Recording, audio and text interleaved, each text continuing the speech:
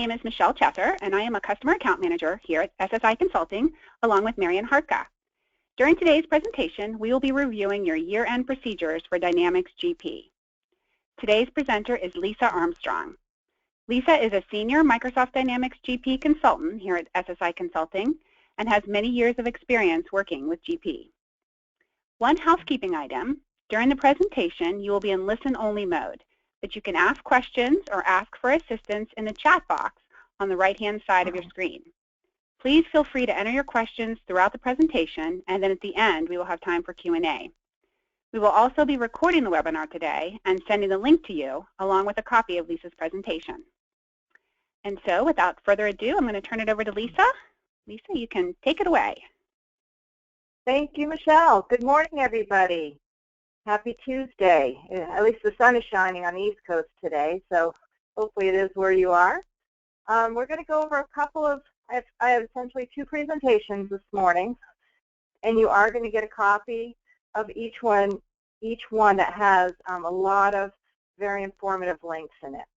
The first one is just about what is new in the year end for 2015, some important topics. And then we're going to go over the standard year-end closing procedures rather quickly because we're limited to just an hour, but again, it's full of informative information. So let's get into the presentation. Changes in the year-end update. So first let me backtrack and talk about what is the year-end update. Every year Microsoft releases a hotfix around November. These just came out around Thanksgiving time 2 weeks ago, and it will it's really essentially a service pack update. So pay attention to these year-end changes. If you have any of these, U.S. Payroll, 1099s, etc., you're going to want to get with Michelle and Marian to schedule your year-end update if you haven't done so already. Also, there may be a couple of you on the line who have just upgraded to GP 2015. If you have done so since November 20th, you will not need this year-end update. But again, if you're not quite sure, check with us. So there will be no year-end changes for inventory, receivables, analytical, or general ledger.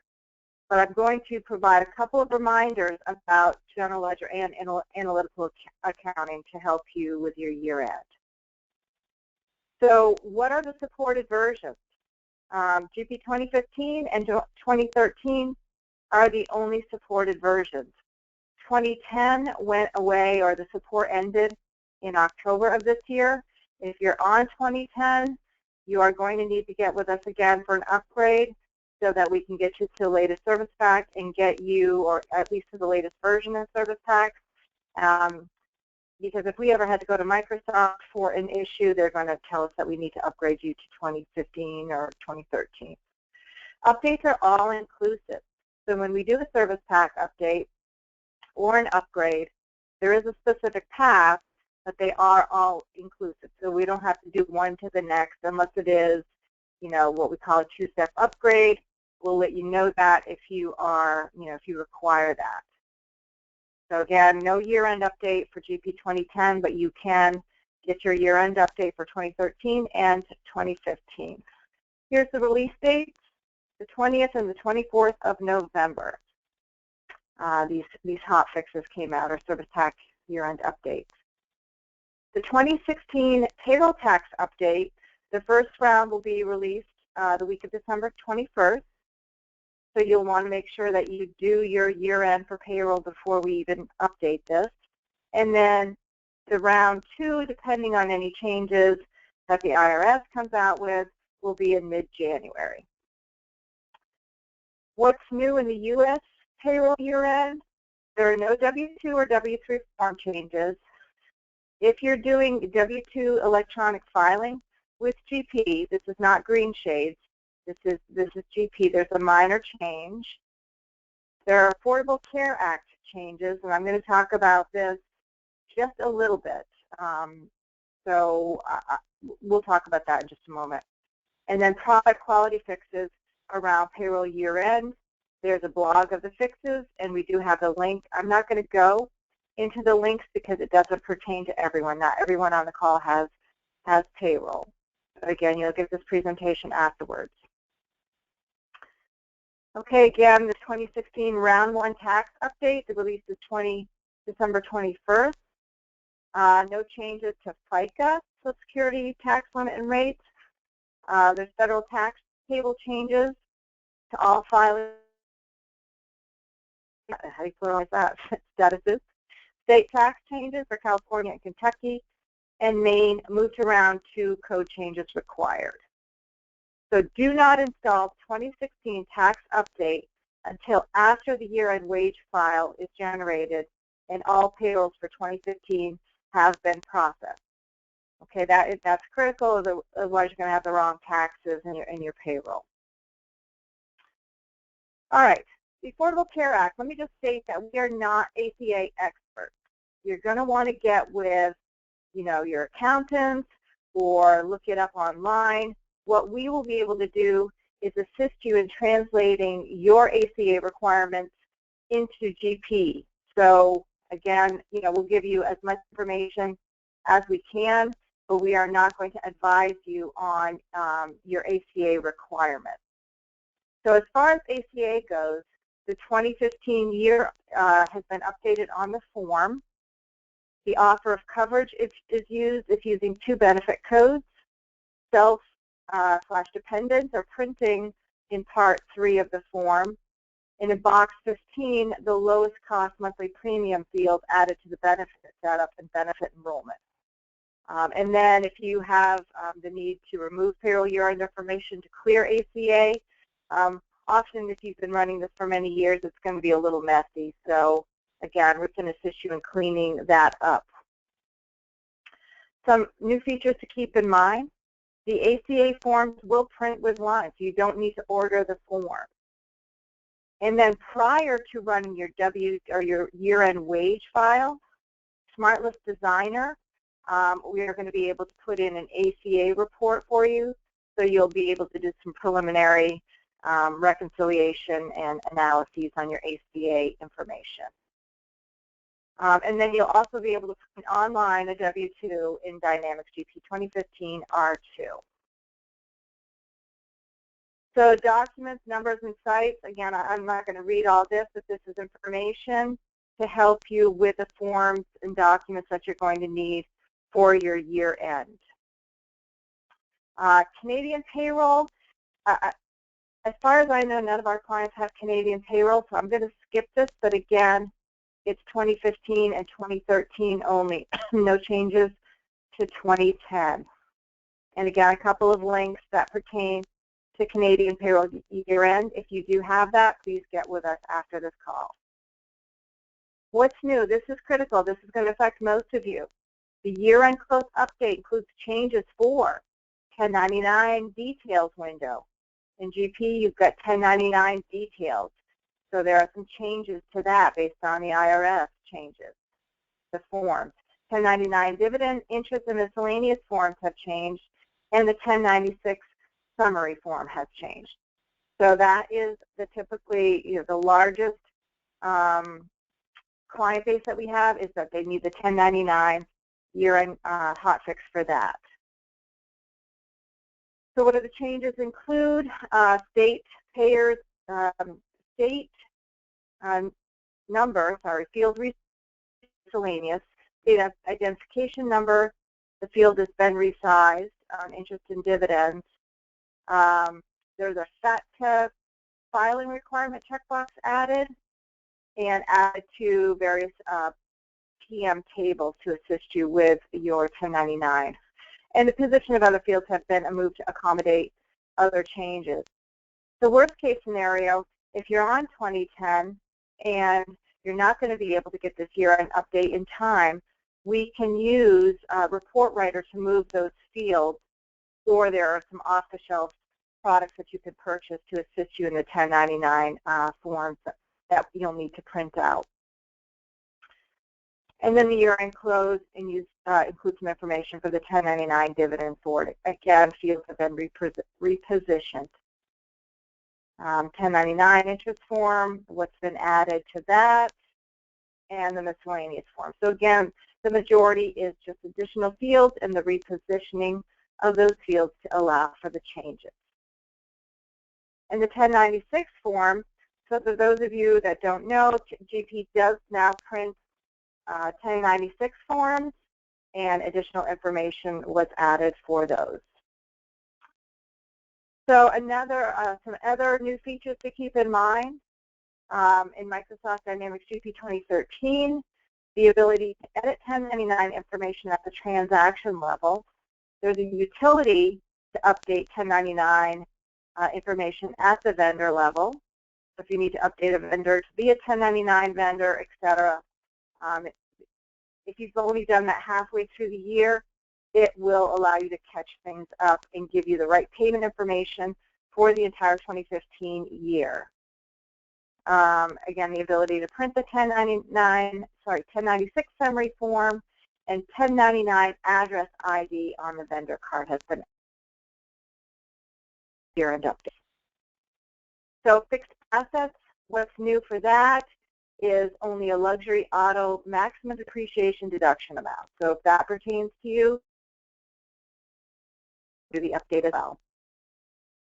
Other new features to keep in mind for fixed assets is that the year-end report, which is optional, will print per book, and it provides a status listing by the year-end close process. For those of you heavily into fixed assets, you know that the year-end close prior to this version did not allow for a year-end closing printout. So this is very bad. Analytical accounting. Again, most of you know if you've got Analytical that management play too well with it. There is a KB article that will allow you to true things up. I just did it for a client this week, and it works great. So if you are running Analytical accounting and management reports are off, please get with us. We can help you fix that. And then if you are closing GL with AA, it'll automatically close provided that you're on a workstation or the server that has AA installed and enabled. So, and before I say anything else, do a backup. Always, always, always do a backup before any of these processes that you're seeing here and throughout the presentation. Another important fact to remember is that in Microsoft Dynamics GP 2013, R2 and later, you're able to reverse a historical year in the year-end closing window. Sometimes we've had to do that because a P&L account closed as a balance sheet account or vice versa. You can now reverse this, correct this, and reprocess your year-end closing. So again, here, restore to a backup immediately for a failed year-end close. Always, always, always, everybody out of the system if you're doing a year-end close, do a backup, then process, and then validate. So what's new in year-end? Here's another install and fix list, a link to that. I'm going to let you look at that and let us know if you have issues. Again, we're happy to schedule a year-end close, pre-close with you. So, get with us. And then just some additional year-end information. There is a great year-end close blog series.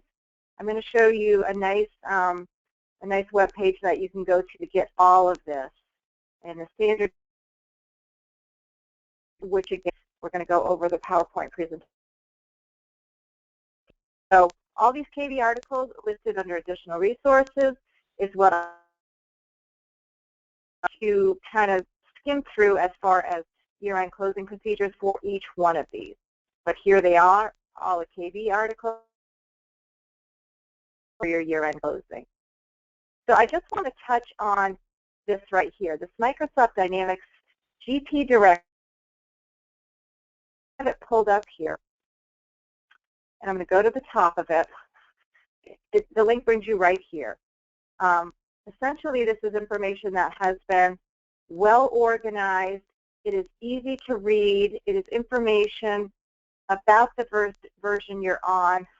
One thing in particular that I'd like you to go to is this Affordable Care Act and year-end link. So I'm going to let you guys do that, but it's full of, it's a wealth of information. There is a YouTube video that talks about the Affordable Care Act. And again, everybody's kind of new to this. What I've been told is if you give it your best effort to file forms with the IRS 2015 into 2016, then they're going to be a little bit lenient. But you're going to need to, as a business, learn what you need to do for the Affordable Care Act. So please come here under the, let's go back to the PowerPoint. Again, under the additional resources, Microsoft Dynamics GP Directory is going to bring you to that link. All right, so we'll do additional questions after I go through the other PowerPoint. So let's bring that up. Don't change much year-end closing procedures. They are updated with the latest and greatest. At least this one has been. And again, you can go out to that GP link that I just provided. Get this latest PowerPoint as well. It's updated, and I think that it's finalized for this year. So the standard procedures, the install and the upgrade of the hotfix that we just spoke about. And then in order how you want to process your provided habit is inventory,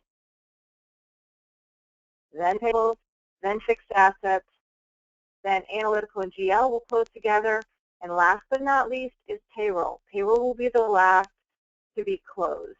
Actually, you're going to create your year-end wage file prior to that, but let's go through the steps. So you're probably asking, what about purchase order processing and sales order processing? Those are not really closable modules, for lack of a better word. Sales order processing feeds into receivables, and purchase order will feed into both inventory and payables, as will sales order. And purchase order not, you don't close those. They fall into one of the other categories here. So we just talked about the install cumulative. I'm not going to touch too much because we just did that in the other PowerPoint. Key fact here at the bottom, the update must be installed at all servers and workstations that have a Microsoft Dynamics GP installation. Otherwise, a version error will occur. You'll also probably be down, GP will be down for half a day to a day to get this processed, depending on the number of workstations, depending on the number of databases. Some are quick, but it's a minimum of at least 4 hours.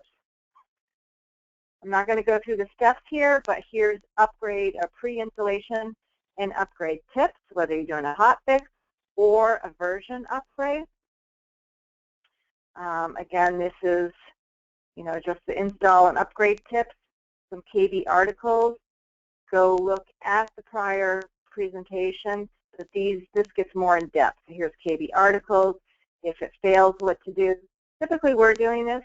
I know some clients, they like to do it themselves. So here are the install and upgrade tips. What I can, kind of guide you to is if you do try to do it on your own and you then need us, you may want to schedule the time and let us know, hey, we're doing this on our own. We may need you for this time. It's a very, very, very busy time of year for us and all the third parties and Microsoft. So please get on our calendars. Let's get to the actual year-end close. So I'm going to, like I said, it's about 10:20 now. I want to allow time for questions at about 10 till the hour because I have a hard close and hard stop at 11. But we're going to go through these and we're going to go open up the floor to Q&A. So inventory control, when should it be done?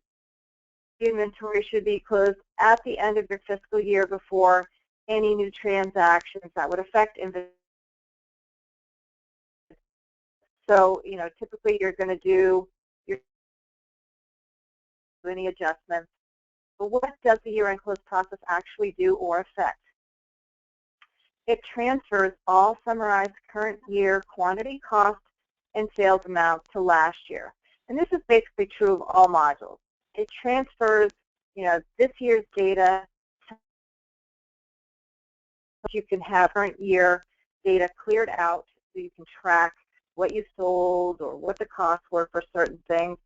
Now, there are other ways to get that in SmartList or SQL views, queries, etc.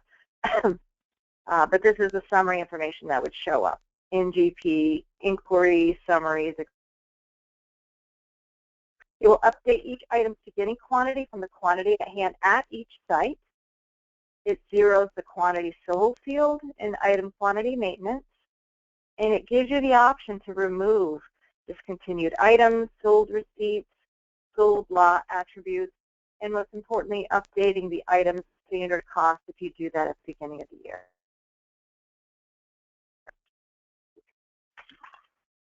What steps should I take? Enter and post all purchase order, invoicing, and sales order processing. Anything that has an inventory transaction associated with it, ensure that those are all posted, and then follow the rest of the steps in this KB article, which is a year in Dynamics GP. It's pretty, it again covers the latest versions. They should be true for GP 2010 and prior as well. But again, we would encourage you to upgrade. Key points, you're going to see this throughout. Backup, backup, backup. For inventory specific, if you're using sales order or purchase order, reconcile these modules in addition to the inventory module prior to closing. You have a lot of inventory, it could take quite a while. Prepare. And again, this backup, you may want to do it in a test company if you haven't done this for a few years. Some things may reset themselves and you don't want them to for whatever reason if you've done adjusting entries.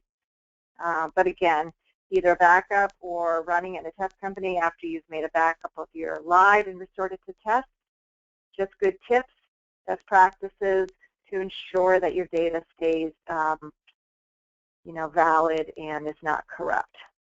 So the year-end may be an opportune time to implement the historical inventory trial balance report. This is, probably something you've already been doing because it's since GP 10 Service Pack 2 and later. Some more inventory KB articles.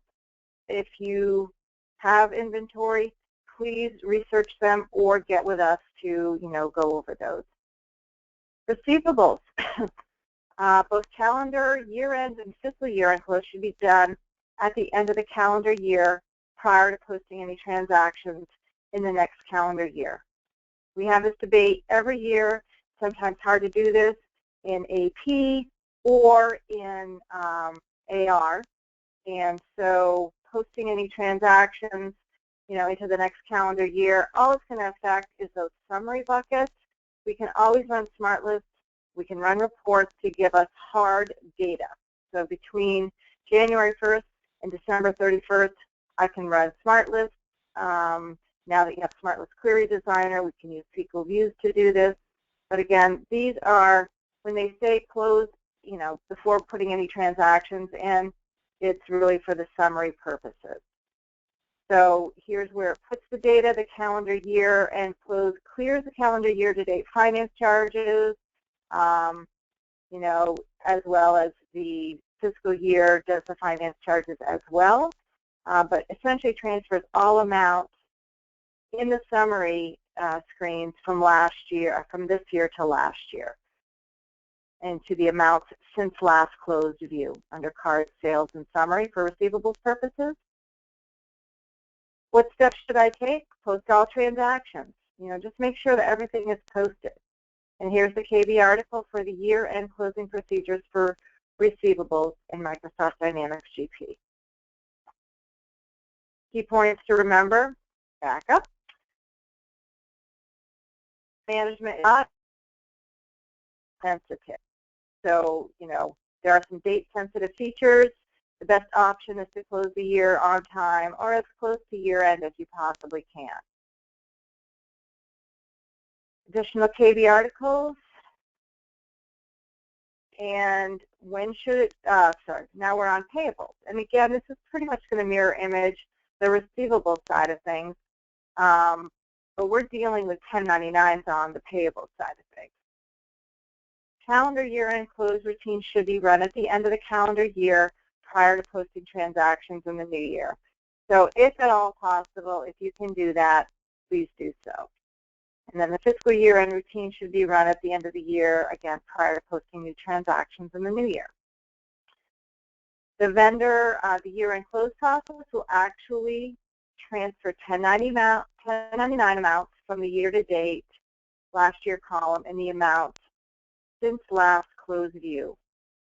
Fiscal year-end will transfer all other amounts from the year-to-date column to the last year column. So if you're a fiscal year, you've got two different closes to take care of here. The Pistol Tool Professional Services Tools Library, which since GP 2013 has been free and a part of your installation, there's a utility in there, and it's probably going to talk about this in a couple slides, but a utility that will line things up for you. So if you're not quite sure, we can run this utility and make sure that if it's a 1099 vendor and it's been paid between January 1st and December 31st, that it's going to put it in that 1099 bucket for you. So if you're concerned about that and you're not seeing Professional Services Tools Library, So again, it's going to be repetitive here, but we want to make sure that all steps are processed in the correct order. Post all transactions for the current year. Make sure transactions for the new year are saved and not posted. Make a backup and follow the steps in the Payables year-end closing KB article. And then again, KB, for at least some important steps to remember, is that it's not fully date sensitive, so it's recommended that you process your year-end closing routines at the actual year-end. Vendors should be marked as 1099-able. Geez, I thought I always made that word up, but see, Microsoft uses it too. Should be marked as 1099-able at the time the transactions are posted and paid for the 1099 information to auto-populate. Again, like I just said, there's a utility that we can do to make sure that those 1099 amounts populate correctly and that your 1099 buckets are correct. Some additional important points to remember, GP 2013 new features. There's a separate 1099 address field on the vendor card. We talked about this in the last presentation about the hotfix. So I'm not going to go over those again, but there are changes. So again, 1099s, if you're running 2013 or 2015, we need to get the hotfix out there for you. Next, close. So the fixed assets year-end close should be processed after payables and before general ledger. So please pay attention to that. Each book can be closed separately, but all books must be closed before you can do any processing for the fixed assets in the new year. And what does it do? In the fixed assets general, the year-to-date maintenance window is cleared from the expand last maintenance date window. The quantity is copied to the beginning quantity field in the expand quantity window. And then in the asset book window, year-to-date depreciation amount is cleared. The cost basis is copied to the begin year cost field, and the life-to-date depreciation is copied to the begin reserve field. And then salvage value is copied to begin. So it really clears things out. It puts them in your, it transfers to last year information, and then your year-to-date is cleared out. Current fiscal year is increased for each closed book. And then Dynamics GP 2015 has the year-end closing report, the status report of all assets affected by the close, so every book. And then again, what steps should I take to close the year? First of all, depreciate all assets through the last year of the current fixed assets year before you close the year. And print all the reports that you're going to need, make a backup. Here's the year-end steps in the KB article for fixed assets management module in Dynamics GP. Analytical accounting. No separate year-end close. It automatically closes along with the GL year-end close.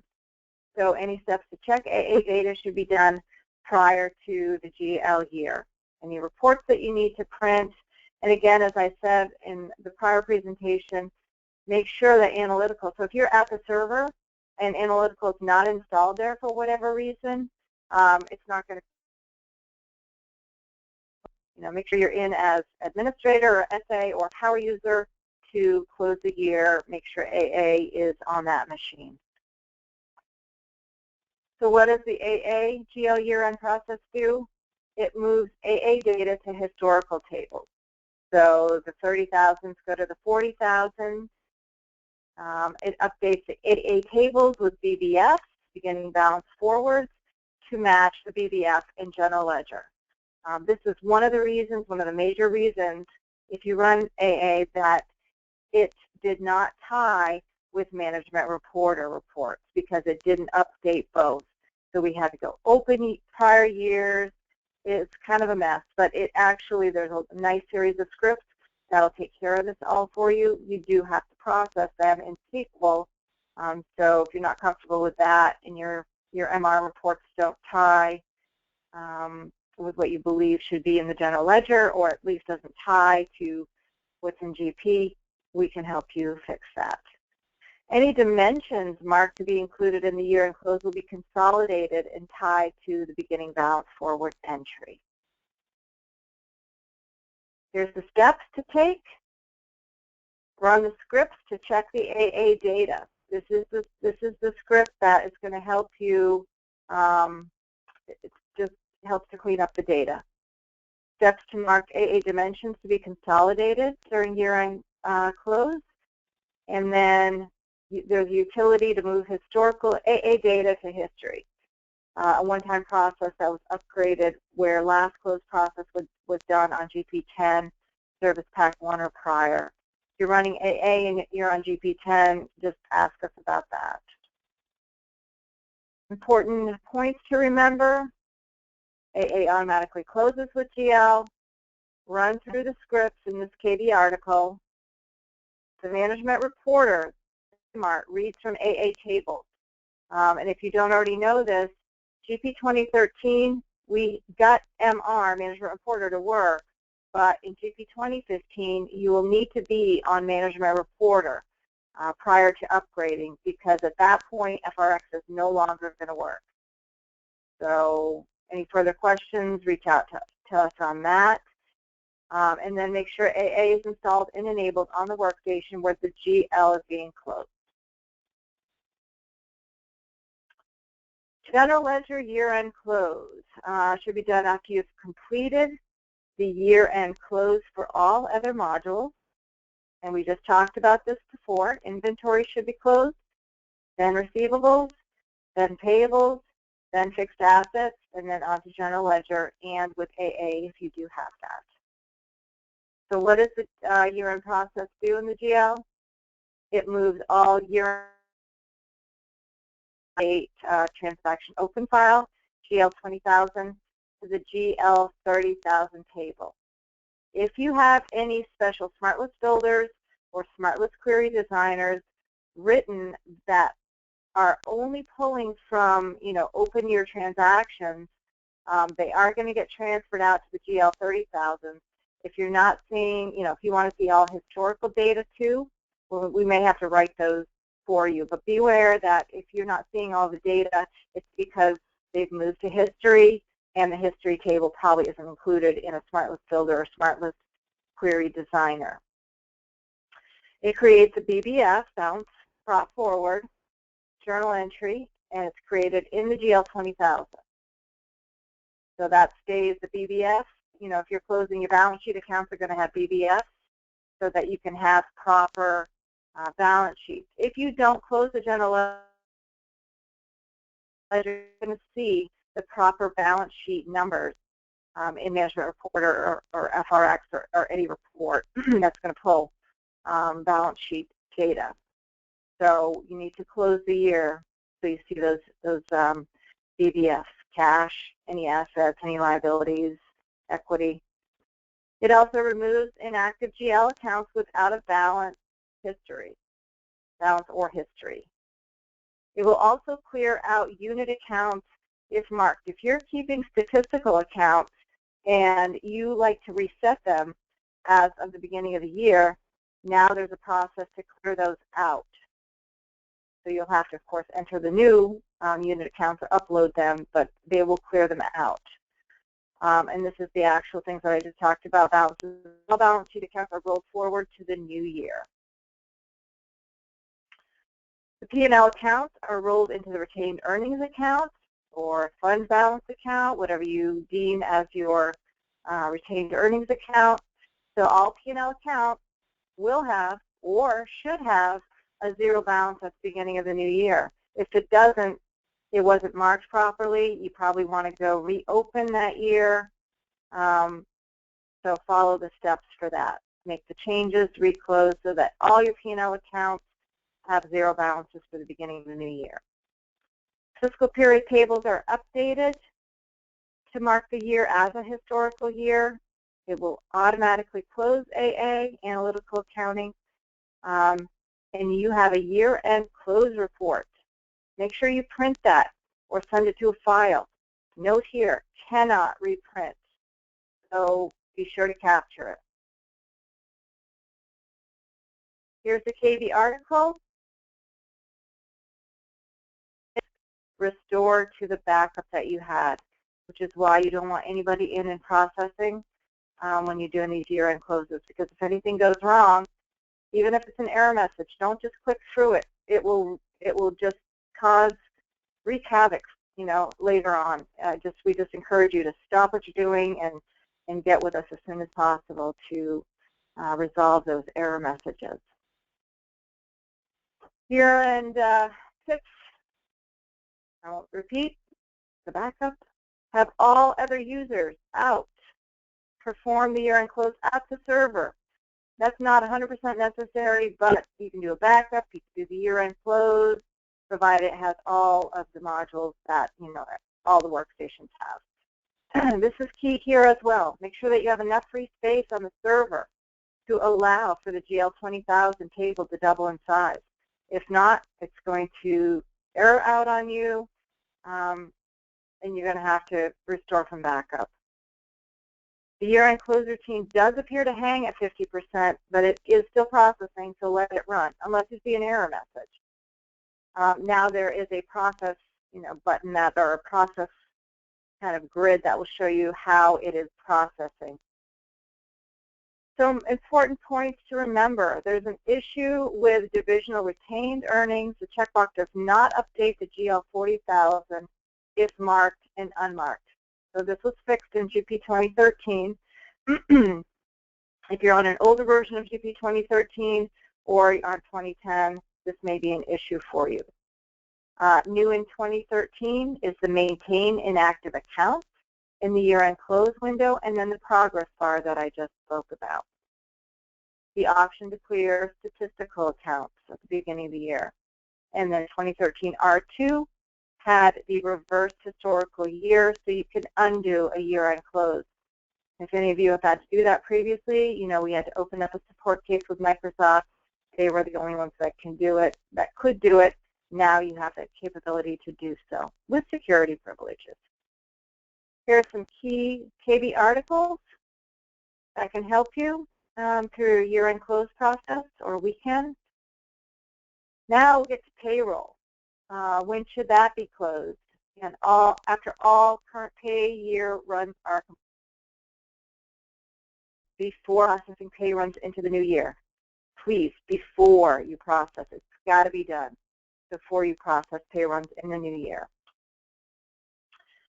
It'll create the year-end wage file that contains information used to generate the W-2s W-3s, 1099s, 1094s, and 1095s, and magnetic media for the year being closed. Follow this KB article for the year-end payroll closing. And then key points to remember, if you're a SQL person, here's where the data is held. Create the year-end wage report. At that point, you can edit and print your W-2s, and then you can create the W-2 electronic file. Then prior to processing pay runs in the new year, after you've done the year-end up here, you want to install the payroll tax update. I've already got this on my calendar for late December for many clients. It's a 30, by the time you log in, it might be about a 5-minute process, but make sure that you have either your authorized number or you would have to get, run this in SQL. So if you're not quite sure how to do that, we can guide you through that as well. Here's helpful documents, numbers, and sites, again repeated from the prior presentation earlier. And, nice that it gets you the IRS forms as well. And payroll year-end downloads and updates, tax updates for the Canadian year. I'm going to skip through this. Let us know if you have Canadian. And this is a case creation. Some of you have cases with Microsoft. You can always submit it with us first. The difference is we charge by the hour and Microsoft charges by the incident. They're very, very limited in what they will do for you. They will do basically one thing for you. And we know your support or we know your installation better than they do. So, let us know if you need help. So that's case creation. Again, to recap, here's the KB articles for each module and some additional resources, blogs, year-end updates on Customer Source. If you are not on Customer Source, get with Michelle or Marion. They can help you get on Customer Source. It is full of information that is part of your maintenance plan that you pay for every year to us/Microsoft. And, you can go vote for features. Anyhow, it's just, you really want to be on here to get the information that you need. Here's the Microsoft GP directory that we talked about, which is new.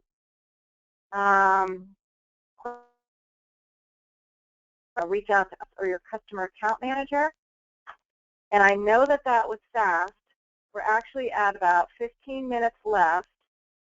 So again, just let me reiterate that you will get not only both of these presentations, but if anything here you don't quite understand, or you're going to need a year-end update to get your 1099s or payroll information, then please, reach out to me, reach out to Marion or Michelle, and let us know how we can assist. And we are, we're going to do our best to get you in between now and the end of the year if it's payroll.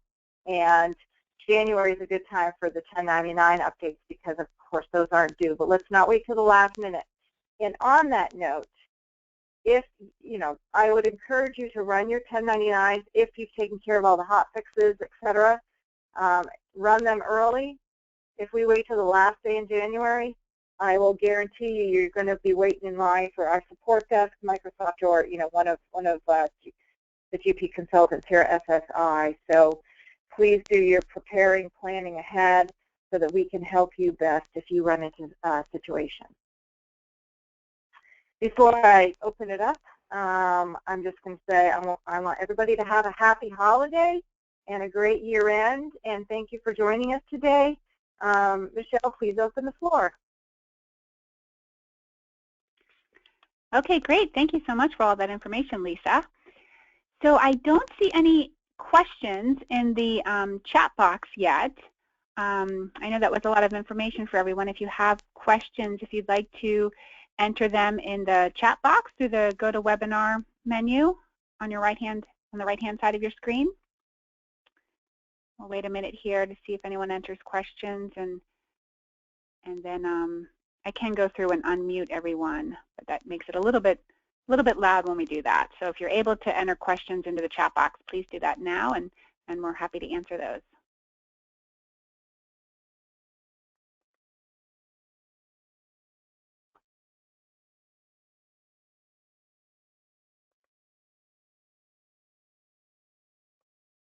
While, if questions are coming in, I had actually closed out of my GP, but I want to show you all a tip, trick to help you figure out if a balance sheet account is not coded properly or vice versa.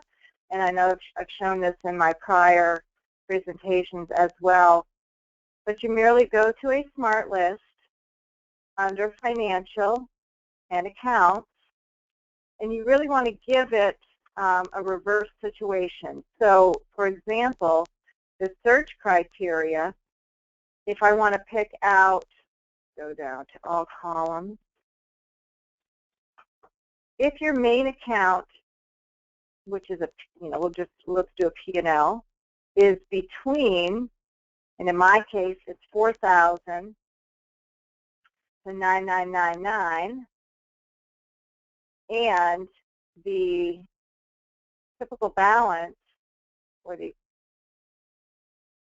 posting type, is a balance sheet, that's going to throw out an exception, right? Because these are P&L accounts. If it's a balance sheet, it's going to throw out my exceptions. Now it's throwing out my a lot of my unit accounts, but if I needed to change that, for example, rent expense, or these are actually all, but if any one showed up as a balance sheet and you know it's a P&L account, you merely double click and go make that change between balance and profit and loss, and it will not appear again. Save it and rerun your smart list. Likewise, on the flip side, you would say if it's between 1,000 or whatever your balance sheet account main segment and 3,999, and it's a profit and loss, and it's not shooting out any issues here. Let's just go do one account. That would be that situation. So if it's cash, I'm going to say it's profit and loss. Save that. Go back to my smart list and refresh, and it gives me that one. It says my cash account was a P&L. That's not going to close properly, so I'm going to double click, make the change, save it again, and refresh my smart list, and now it's gone. So it's just a good spot check on how to determine which accounts are coded improperly.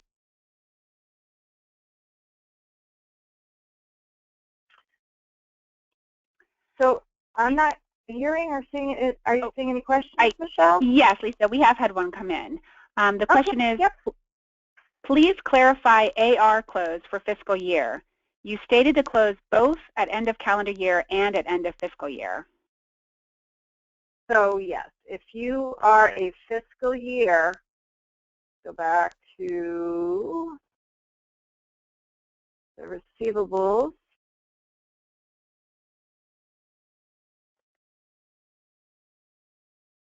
Payables. Before then, sorry. Actually, that's the other presentation. One moment. Receivables. Okay. So the fiscal year end, right? So if you're a June 30th year end, you want to transfer information. The fiscal year end is going to also close the same information, essentially. But if you're a calendar year end, you want to do calendar. If you're fiscal year end, you want to do the fiscal year end close, right? Because it's going to close as of, you want that year-to-date information to be from July 1st of one year to June 30th. You want to see what you've done in that fiscal year. But the calendar year will give you information for if you're a calendar year-end close. So the fiscal year-end will close. The fiscal year-end close transfers all amounts other than the calendar year-to-date finance charges, amount to the last year column in the customer summary. So in the cards, sales, summary, this is where you're going to get year-to-date, last year, and life-to-date. I will tell you that not a lot of people use this, but if this is where you're getting your information for your customers to see what they've done on a fiscal or a calendar year-to-date, then you're going to want to do the fiscal year-end close if you want it for just that fiscal year. Quite frankly, I like to pull the data in a smart, more accurate and date sensitive. So, you know, I just don't use these numbers on a regular basis, and most of my clients really use the smart list to give you that information. So there's just two differences, and that is, sorry, back to the explanation. So what the calendar year-end closes versus what the fiscal year-end closes. And again, it's dependent on whether or not you are a fiscal or a calendar year-end. I hope that helps to clarify. If not, feel free to send me an email. Let me put that up on the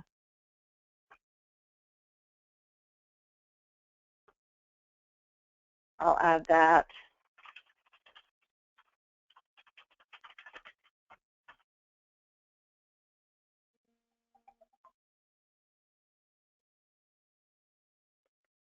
Any other questions? I know it's a lot of information, and there's a lot to read through, but we've done these time and time again, so if you can't spend the time, don't have the time, want us to do it, we are more than happy to do so, so let us know. Lisa, I don't see any other questions in the chat box. Okay. So you may have just explained everything perfectly. Or everybody's confused or asleep.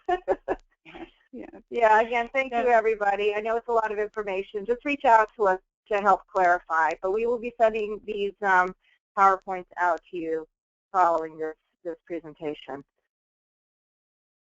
Yes, and if you wanted to send a question, didn't get a chance to, please feel free to reach out to myself or Marion or Lisa. We're happy to help you. That's what we're here for. Because year-end is tough for everyone, so we're here to help you. So I think with that, we'll just go ahead and end a little bit early and let everyone get back to their day. Thank you, everyone, for attending this webinar today, and thank you, Lisa, for a great presentation. Thank you, everyone. Thank you, Michelle. Yes, we hope that everyone has a great month and a great holiday season, and definitely reach out to us with any questions. Have a great day.